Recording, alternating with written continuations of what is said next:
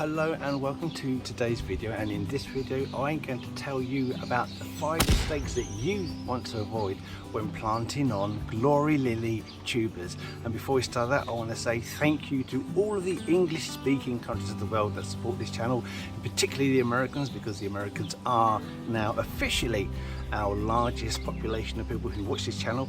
But don't forget, you English people, we love you too.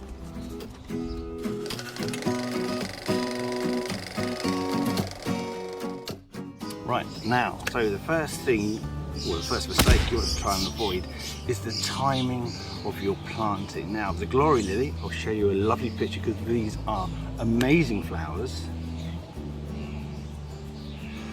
These are grown from tubers. Now take a look at these. Aren't they absolutely wonderful? And that one there looks like it's good enough to eat. Although I wouldn't advise that because they are entirely toxic. Please don't eat them.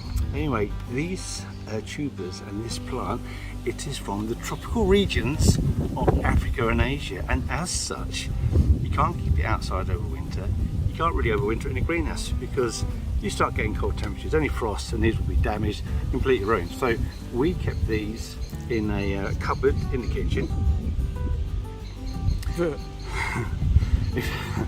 In fact, I know somebody keeps them in a box under the bed. Now, despite being kept in the dark at a constant temperature, it still seems to know when the spring is. Look how this is doing. These are the new leaf buds. They've all got them on. And these are the roots. So the mistake to avoid is the timing. You can't put these out too early. You put them out too early, it gets too cold, these will be killed. You have to wait until the overnight temperatures are quite warm. You're looking at least 10 degrees, preferably 12 degrees. So that is the first mistake to avoid. The timing of your planting, make sure it's warm enough so they don't die. Now, the second mistake you want to avoid is regarding planting. There are a couple of issues here. I mean, I could have made this 10 mistakes to avoid, but that's going to get a little bit too complicated. Anyway, to start off with the compost, this plant requires slightly acidic to neutral compost. So when you're choosing your compost, you can't just go and get yourself some houseplant compost or some regular multi-purpose compost. You want lovely ericaceous compost. Here we go. Usually found pinky bag with ericaceous written on here. So let's load this up.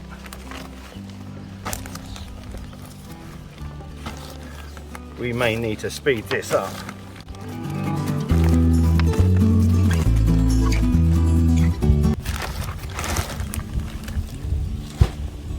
Right.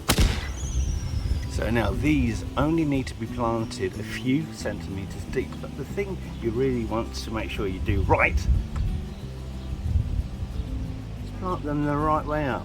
So this is your little leaf stalk that's going to go up. So this is up. Let's get these in.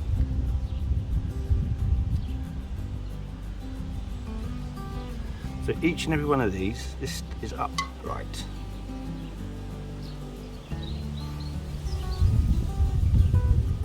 So you've got quite a lot in there, but you're obviously making sure they're not touching, I guess. I'm just spacing it nicely, even because for a nicer display. You'll probably only get one. You're going to get one a growth shoot off of an end.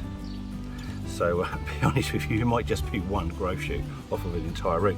So I just want to make sure that it looks nice and even when it comes out of the ground. And from this point, all we do is we cover a few more centimeters of soil, and then that's done.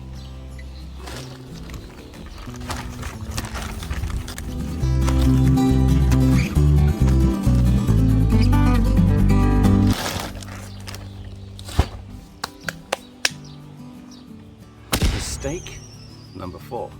Now that is watering. Now, to get these to initially start to sprout well, you need to give them a really good soaking, and from that point onward they require a permanently moist compost. You don't want it waterlogged, so your compost does need to be well drained, because if it's waterlogged then you risk the infection of water mobile fungal infections. So you don't want that, because it would just kill and rot off the tuber. And if you saw the video we made last year when we overwinter these tubers, some of them had already succumbed to fungal rots and the thing was all bendy and horrible, not very good. So to start with, once it's repotted, you give it a really good soak in and then keep it permanently moist from that point onwards.